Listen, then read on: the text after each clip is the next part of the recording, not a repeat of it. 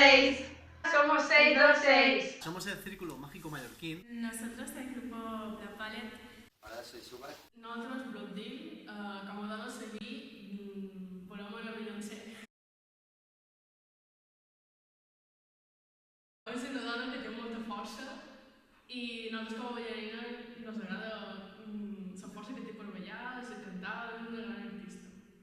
La mujer que queremos destacar hoy es Malala, una universitaria de 20 años pakistaní que ha sido la persona más joven en recibir un premio Nobel de la Paz. Y esto se debe a su lucha constante en querer conseguir que la educación, tanto para niñas como para niños, sea global y de calidad.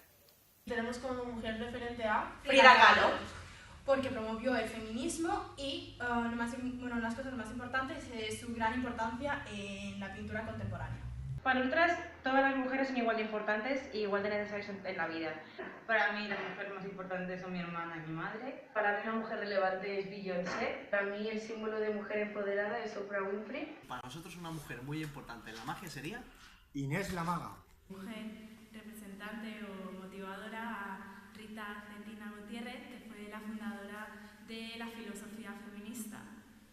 Y nos sentimos muy representadas porque marcó unas pautas que antes no se habían cuestionado porque estaban normalizadas y quieras o no, pues era machismo, era algo que normalizado, lo que ahora se llama micromachismo, pero creo que muchísimo más fuerte en esos tiempos. Destacar a una mujer que es Oprah por su progreso en todos sus ámbitos artísticos que ha hecho. Les dic que no tenim que s'aturar perquè estem aquí sempre, no només un dia. Som dones els 365 dies de l'any. Para nosotras el Día de la Mujer representa valentía. Todos los días deberían ser el Día de la Mujer porque todos los días deberían luchar por nuestros derechos y por conseguir la verdad entre todos. Así que El Día de la Mujer significa la igualdad para todos. Que se representa en un día señalado, pero que debería estar durante todos los días del año. El reconocimiento del trabajo de todas las mujeres.